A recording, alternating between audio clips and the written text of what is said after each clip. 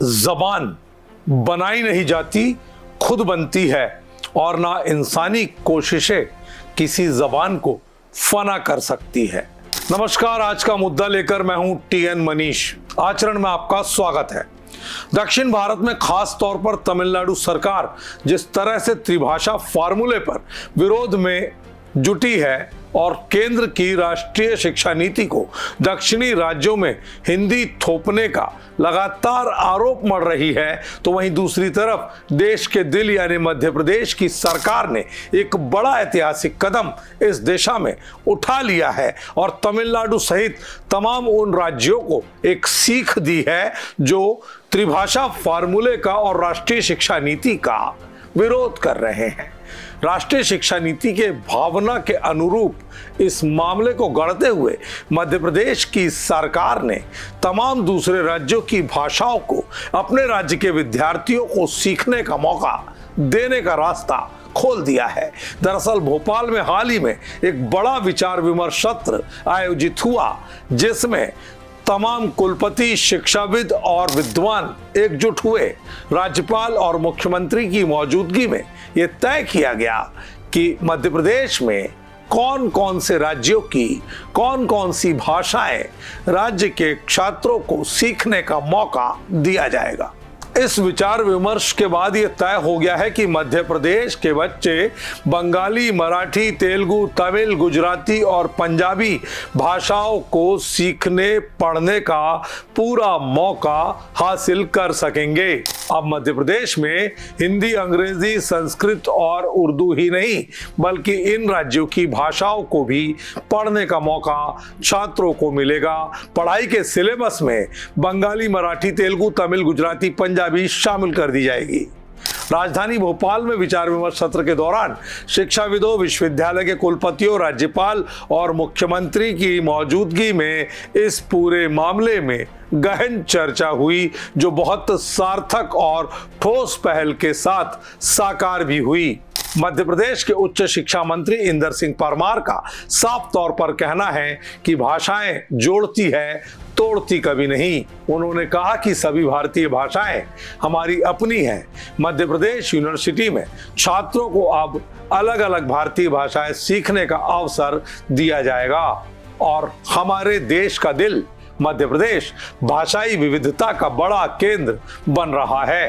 राष्ट्रीय शिक्षा नीति NEP 2020 के लागू होने के बाद मुख्यमंत्री देश में सबसे पहले मध्य प्रदेश को उच्च शिक्षा में NEP 2020 लागू करने वाले थे, जबकि इसी बीच तमिलनाडु में त्रिभाषा फार्मूले पर लगातार MK स्टालिन और उनकी सरकार मुखर है। आपको बता दें कि तमिलनाडु में हिंदी का विरोध 100 साल से भी ज्यादा समय से जारी है। राष्ट्रीय शिक्षा नीति में ट्राई लैंग्वेज को लेकर राज्य सरकार और केंद्र के बीच बढ़ते विवाद के बीच तमिलनाडु के राज्यसभा सांसदों ने केंद्र सरकार पर आरोप लगाया कि वो दक्षिणी राज्य में हिंदी भाषा थोप रही है। नई राष्ट्रीय शिक्षा नीति और इसके तहत प्रस्तावित फार्मूले को लेकर तमिलनाडु सरकार और केंद्र के बीच टकराव लगातार जारी है। गृह मंत्रालय के कामकाज पर हुई चर्चा में भाग लेते हुए MDMK के प्रमुख वाइको ने आरोप लगाया था कि आपदा राहत कोष जारी करने वाला गृह मंत्रालय राज्य को परेशान कर रहा है। जबकि इन तमाम आरोपों और विवादों के बीच मध्य प्रदेश के मुख्यमंत्री डॉक्टर मोहन यादव ने राजभवन में आयोजित कर्मयोगी बने कार्यशाला में भी कहा कि भाषाएं हमारा गुलदस्ता है, हमें इस पर गर्व होना चाहिए। मध्य प्रदेश में तमिल और तेलुगु भाषाओं में भी पढ़ाई होगी, बच्चों को इसके विशेष अंक भी दिए जाएंगे। चूंकि मध्य प्रदेश विविधताओं भरा प्रदेश है, यहाँ पर तमाम राज्यों के लोग भी निवास करते हैं। ऐसे में हिंदी, अंग्रेजी, संस्कृत, उर्दू के साथ ही तमिल, तेलुगु भाषाओं में पढ़ने से लोगों के लिए बहुत अच्छा होगा, क्योंकि आने वाले समय में तमाम जो छात्र हैं वो जब बाहर के लिए रास्ता लेंगे तो उन्हें रोजगार की दिशा में भाषा हमेशा मददगार साबित होगी और उनके साथ ज्ञान के स्तर में देश की विविधता में एकता भरी भावना को भी बल दिया जाएगा। राज्यपाल मंगूभाई पटेल ने भी माना कि जो बच्चे इसमें जाएंगे उनको विशेष अंक देकर प्रोत्साहित करने से भाषाओं को आगे बढ़ाने के लिए मध्य प्रदेश एक बड़े स्तर पर उभरकर सामने आ रहा है। इस दौरान सीएम डॉक्टर मोहन यादव ने भगवत गीता में कर्म, अकर्म और विकर्म को समझाने का जो प्रयास किया गया उस पर भी बल दिया। उन्होंने कहा कि जिसने जन्म लिया है उसे सांसें लेना, सोना और खाना भी कर्म है। हर व्यक्ति को अपने कर्मों से बंधा होना चाहिए।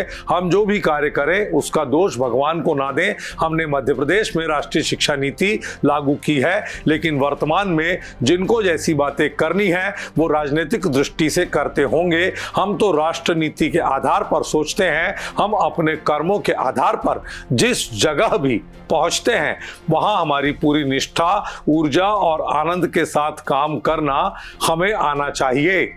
मुख्यमंत्री ने इस पहल के बाद ये भी माना है कि हम मिलकर एक विकसित भारत का निर्माण कर रहे हैं। जबकि राज्यपाल मंगूभाई पटेल ने कहा कि प्रधानमंत्री नरेंद्र मोदी के नेतृत्व में देश इतिहास के ऐसे पड़ाव पर पहुंच गया है जहां से साफ दिख रहा है कि 21वीं सदी भारत की होगी। इतिहास साक्षी है, जापान, जर्मनी, सिंगापुर और दक्षिण कोरिया 4 से 5 दशक पहले ऐसे ही मोड़ पर थे जहां से एकजुट होकर उन्होंने अपने राष्ट्र के विकास की नई इबारत लिखी। आज भारत भी उसी दौर से गुजर रहा है और हम मिलकर विकसित भारत का निर्माण कर सकते हैं। राज्यपाल ने कर्मयोगी की परिभाषा बताते हुए व्यक्तिगत लाभ, सफलता, असफलता की चिंता किए बगैर निरंतर कार्य करने वाले को ही सच्चा कर्मयोगी बताया। और इस फैसले के साथ ही मध्य प्रदेश की सरकार ने यह भी साबित कर दिया है कि कोई भी भाषा आपस में लोगों को जोड़ती है, तोड़ती कभी नहीं। और हमारे संविधान में निहित विविधता में एकता के भाव को पूरी तरह से ये भाषाएं निभाती भी है। ऐसे में ये देखना दिलचस्प होगा कि केंद्र सरकार की राष्ट्रीय शिक्षा नीति के त्रिभाषा फार्मूले के दक्षिणी राज्यों में जारी विरोध के बीच अब कौन कौन से भाजपा शासित राज्य मध्य प्रदेश की तर्ज पर दूसरे राज्यों की भाषाओं को अपने विद्यार्थियों को सीखने के लिए आगे आते हैं। और फिलहाल ये तो तय है कि जब एमपी का बच्चा दूसरे राज्यों की भाषा सीख लेगा तो उसे भविष्य में रोजगार के लिए हिंदुस्तान एक है के मूल भाव के साथ किसी भी राज्य में रोजगार करने में भाषाएं बाधक नहीं बनेगी, बल्कि वो उसके लिए साधक का काम करेगी। आज के मुद्दे में इतना ही। नमस्कार। देश दुनिया की सभी खबरें देखने के लिए जुड़े रहिए आचरण न्यूज से। आचरण न्यूज, हर कदम आपके साथ।